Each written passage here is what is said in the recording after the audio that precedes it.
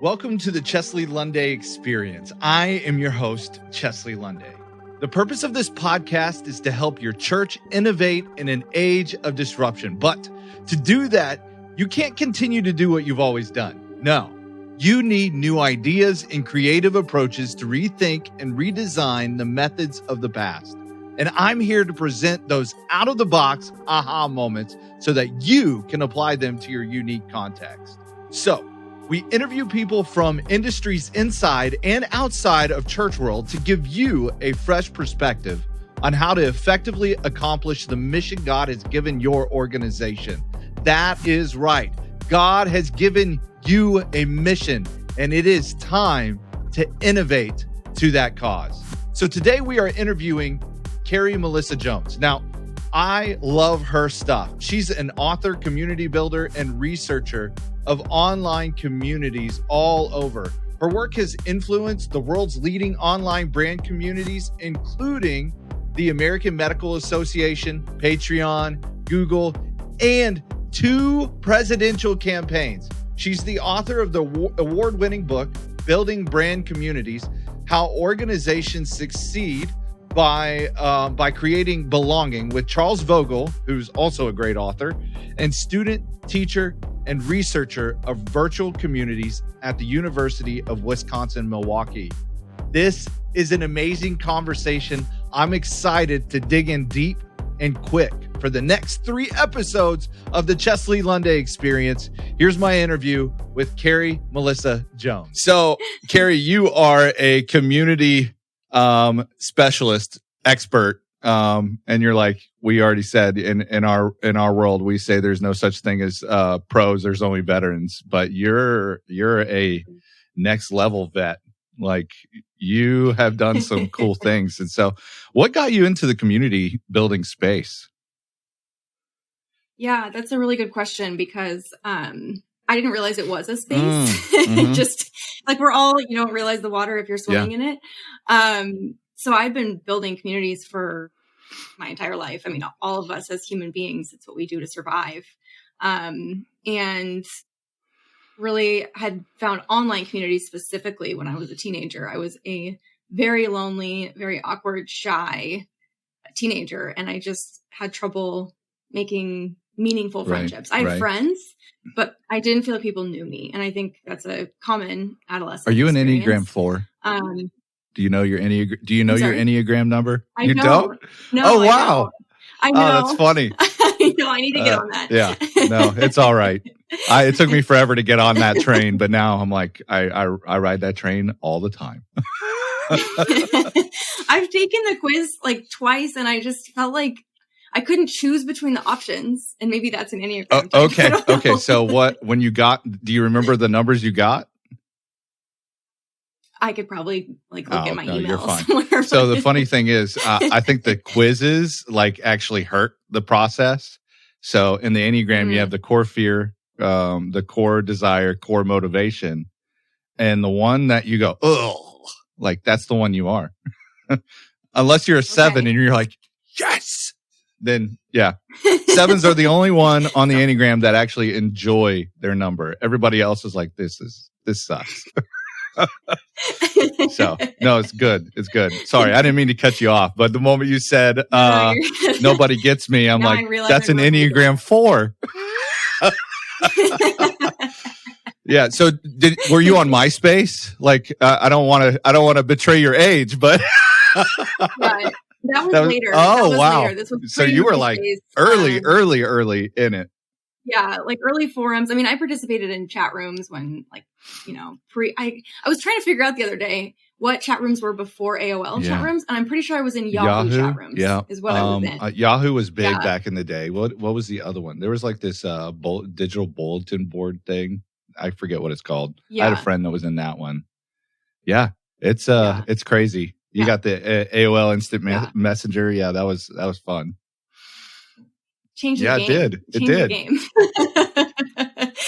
I mean, especially for teenagers, I remember being able to use your family's computer if you had the privilege to have one, and get some time that you could be on Instant Messenger meant that you could continue to develop relationships with people at school who you didn't sometimes didn't even speak to in person, but you got to talk to online. So I just loved internet relationships. And really, when I was 15 or 16, I started becoming a part of a emo music forum. So I was really into emo music and like the straight edge community.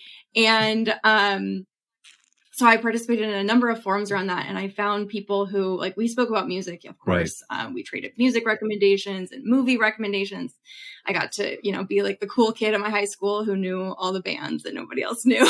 There you go. Because we didn't have Spotify. Yeah. And these people just became like my lifeline, in a world where I just really didn't feel like anyone knew me. But then I found them, and I found that part of what really bonded me with them was actually opening up, being vulnerable myself, allowing for their vulnerability, actually calling them and talking to them on the phone about meaningful things, not just homework like I used to do with my best friends. And then I translated that later on in life into running online communities for organizations, which I didn't even realize was a job until 2012 or so. Yeah. And I immediately knew that's what I want to do. I want to do that. That's really cool. And, I've been dabbling in this space for a while. We're getting ready to talk a lot about church and community building inside the church, but you are like, you're kind of on the cutting edge to where business is headed and organizations are headed. I think in the future, what we're finding is you're not going to be able to be successful unless you have a community built around it. And it's almost diametrically opposed to the old way of doing business. And so what have you seen, as you're, working in this space now? Like, could you like open the curtain a little bit and say, hey, I think this is where this is going? Yeah. So I would have answered this question so differently. I'm sure everybody would. And that's when we wrote the book. Yeah. That's when we wrote the book. Frankly, I think it actually just sped up. Yeah, it did. Some of what I've been seeing over, the last 10, 15 years.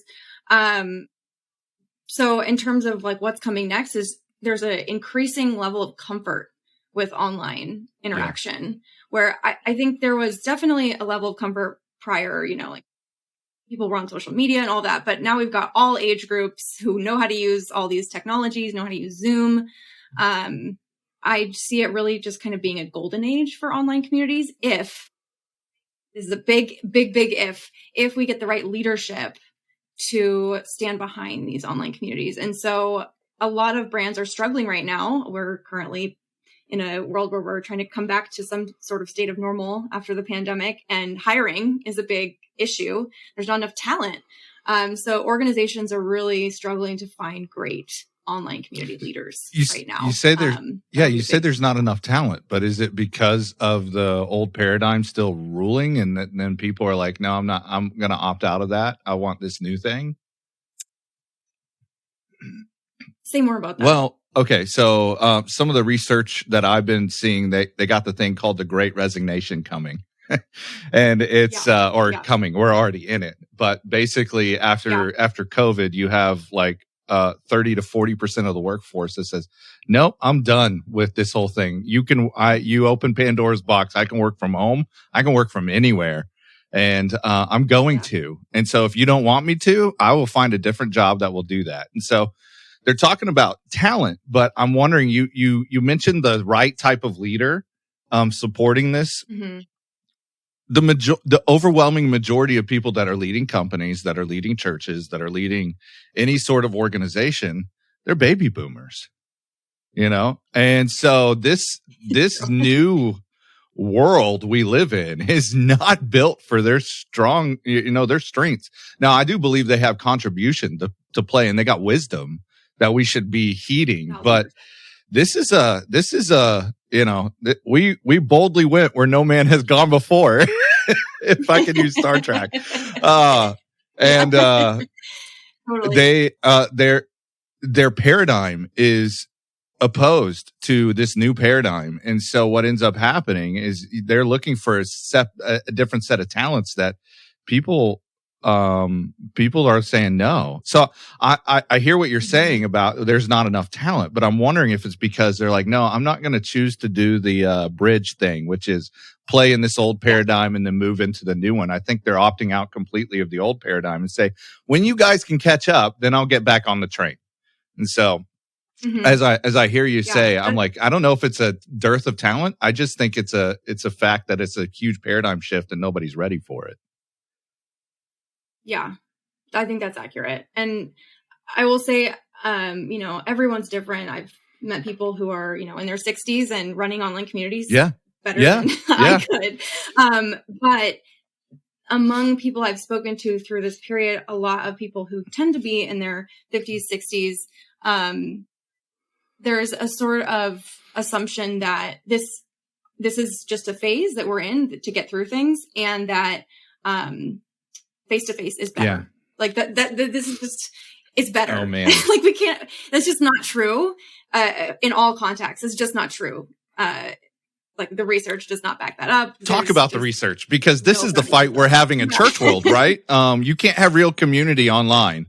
So I'm like, my best friend and I have never lived in the same state. Literally, he was a coach for me. We became friends, and we've went on vacation together. And so I say online relationship leads to physical relationship, but it's not fake relationship. So, but you're saying there's research out there that says, yeah, what you're talking about actually is not true. Yeah. Yeah. There's a lot of research out there actually. So it's dependent on context and personality, individual preferences, and level of comfort with technology. And so that last piece, the level of comfort has shot up. And so that's where I'm saying I'm seeing a kind of golden age, because people are now more willing to engage in these relationships than they were before. But yeah, there is no real difference between relationships formed online and those formed in person. And in fact, there's research that indicates that for some people, relationships can become deeper online than in person, because you don't have the same nonverbals. That means you're not constantly, Zoom has changed this, you're not constantly self-monitoring. Now you kind of are because of video. I turned that video off. I turned it off. Look at myself. Yeah. It makes you more inhibited when you're looking at yourself. It also makes it so that you're focusing on yourself and not your partner, who you're talking to. And it also means that your partner is then reading those nonverbals, and that's part of what you're talking about, versus if in a text only or a voice chat, what people tend to do is assume more similarity from fewer cues. So that's what a lot of the research shows. There's research that goes against this, but either way, there's evidence on both sides that relationships can form, deepen, and get even So deeper. Is it like, obviously people look at the animosity, especially over the last year, of what's happened on Facebook and some of the other platforms. Is it possible that we're actually seeing the real side of these people? Is that what you're saying? It's like, that's actually the real, the authentic them. Am I going to get you into trouble if you answer that question? No. I don't. So social media is not the same thing as community. And so what you're seeing there is it's performative. Yeah. You're talking mostly to an audience, sometimes like, a group of your friends plus like family members you like, may or may not agree with, and all of that. So it's not the same as a community of mutual concern and understanding. And so I don't necessarily know that you're seeing the truth of people, but you're seeing them when they are performing and also probably feeling a level of lack of safety because they don't know who some of these people are, who they're interacting with, or they do, but not deeply. And probably a little bit of anxiety. Yeah. Yeah. So, okay. I would love for you to drill down on that statement that social media is different than community. Yeah. So community requires different investments than, just being on social media. I think this is obvious too. You and I, But community is any group of people who share some identity that's founded in that's founded in shared values, that also this group of people has to share mutual concern for one another's welfare. So that means that, all fans of the Milwaukee Bucks are not necessarily in a community. Now, that's right. That's now right. I'm in Phoenix and you're in Milwaukee. Like, this is great. Yes. But what could be a community is a group of people who come together to watch every game together. Yeah. They know each other. They make food. They bring food together, and they care about one another. So what you're seeing on social media is a lot more of this audience, like one to many versus many to many, where people actually care for one another and share an identity. That's so cool. I think in church world we often miss that. And in your book you talked about Mirage communities. Like they look like it. They may have some of the functions of it, but deep down in the core they're not. And I think you're beginning, as you're talking, you're like, especially when you look at the Bucks or the Suns. So I'm a huge basketball fan, right? For those of you that don't know, the Suns and the Bucks are making it to the finals. The first game's tonight, July 6th. So when you guys get this, it'll be the Suns will have won the finals, most likely. So yeah, Carrie's like, no. Yeah, right. Well, if Giannis doesn't, play, we will win. But I'm scared of him. I am scared of him. But yeah, so I would consider myself a fringe fan. Like I was a huge he's still a huge basketball fan, but I was in the golden age with Michael Jordan, and so now this what we do now is not really basketball. So I'm more of a spectator on the outside. I'm not the inside person. And I don't have a team identity since Jordan retired. So, I'm trying to become a Suns fan. But what you're talking about is, there's these categories that say, okay, this is what makes up a real community. And you might think you're doing community or you're building community, but you're not. You're actually building something that looks like one, but isn't actually one. Could you talk about the concept of Mirage community? Yeah. So, you described it well. It's basically communities that look like communities or may be called communities, but when you get close to them, you realize that they don't have the proper investments made for people. Especially what I see a lot of is that proper investment made in mutual concern for the people within that community. So for instance, I recently bought, I'm trying to think of, like some makeup, right, from a makeup brand. And then as soon as I bought it, I got a transactional email from the brand that said, "Welcome to the X community." It's like, wait a minute. It's like, I don't know anyone there. Yeah. Me giving you my credit card was not the threshold. I was not crossing through a threshold to be initiated into a community. I was just ordering some blush from you. So that's a great example. And there's so many consumer brands that do that. It drives me crazy. Yeah. Well, let's talk about that as far as faith communities, like churches, are concerned. Now, I'm using the word community loosely. So you by doing that, so oftentimes people go, well, if you're in a Sunday morning attendance, you're part of our community. And what you're going is like, yeah, no, you're not. They are consuming a product, but they're not actually part of the community. Have you seen, I don't know if you've done a lot with churches, but have you seen with the churches that you have been around, or maybe even your own experience, have you seen more of it being Mirage versus authentic? So I'll just caveat this with that I have personally not been to church. That's fair. No, don't say sorry. I don't care. No, that's good. That's good. But I am I've interacted with churches, and my partner actually was studying to become a pastor for many years. Yeah. And so, what I see a lot of is what you described of people just showing up every week. That makes them a participant in something. It doesn't necessarily mean that they've crossed over a threshold to say, I'm going to be a member. I now identify as a member of this community, and I'm going to take responsibility and be committed to showing up for this community. That's a very different relationship than just I show up because there's someone whose voice I like to hear and whose sermons I like to take in once a week. That's audience building versus, no, I want to be I want to run my own, Bible study group, or I want to start the youth program at my high school. When someone steps up and starts to actually take on more of a committed role, that's when you can notice community starting to change. Yeah, I think you just rebuked a lot of church leaders listening. No, it was good. So I'm not going to let you be the bad guy. I'll be the bad guy. So you said something about that's not community building, that's audience building. So what you're saying is when it's about the ego and it's about me and what my needs for being on a stage, people listening to me, that's probably not community. That's just you being selfish. It might form in spite of you, but it won't form because of you. Yeah.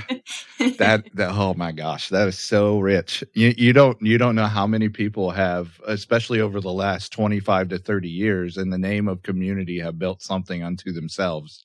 And so there's a lot of people that come here and maybe community is built out of that. But I can name somebody really close to you geographically in Chicago, huge platform, huge church, and then he misuses his leadership permission, if you will, because of like a Me Too situation, and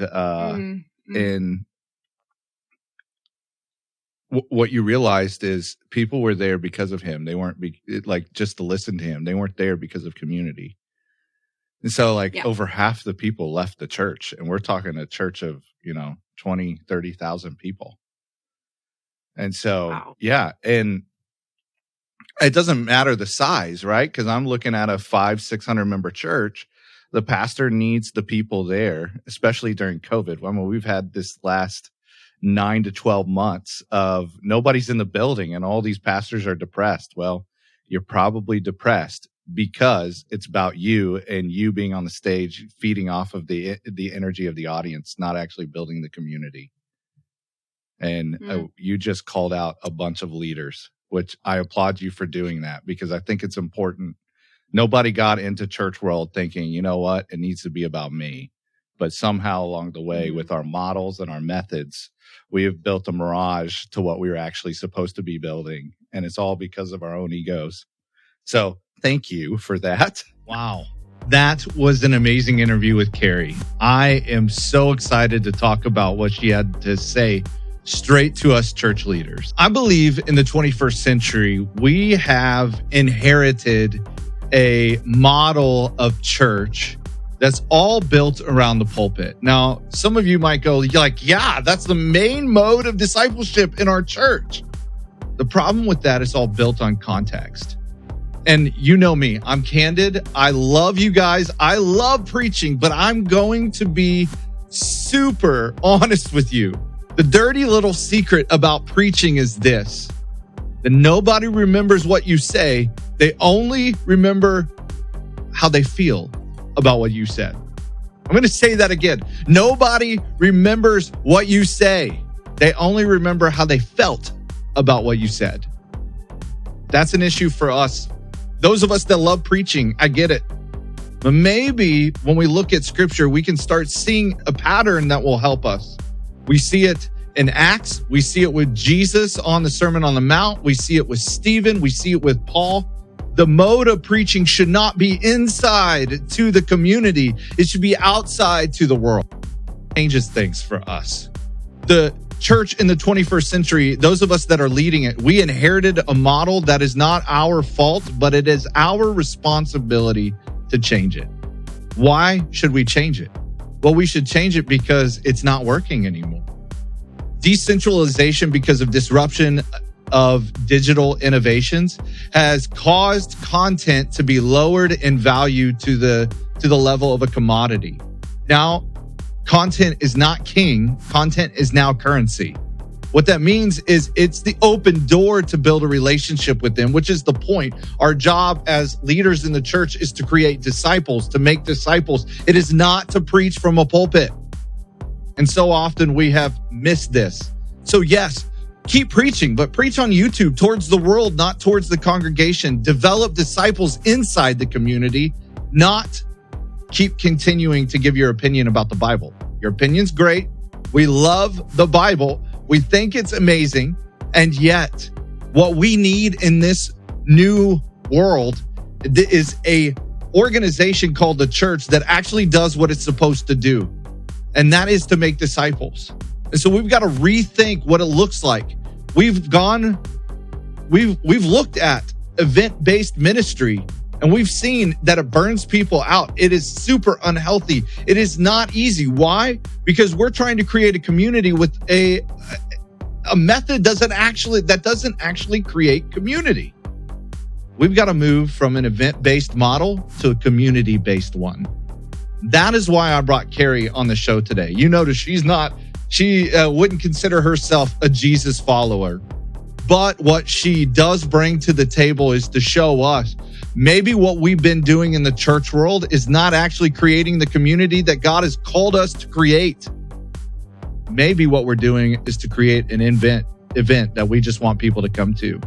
And so people have been sitting there with this wonderful implicit social construct, this contract, if you will, that says, hey, I sit here and I listen to you for an hour, pontificate on your opinion, and I go home and you make me feel better about my relationship with Jesus. Well, newsflash, that's not good enough anymore. We need to make disciples. And it means transitioning our organizations from an event-based model to a community-based one.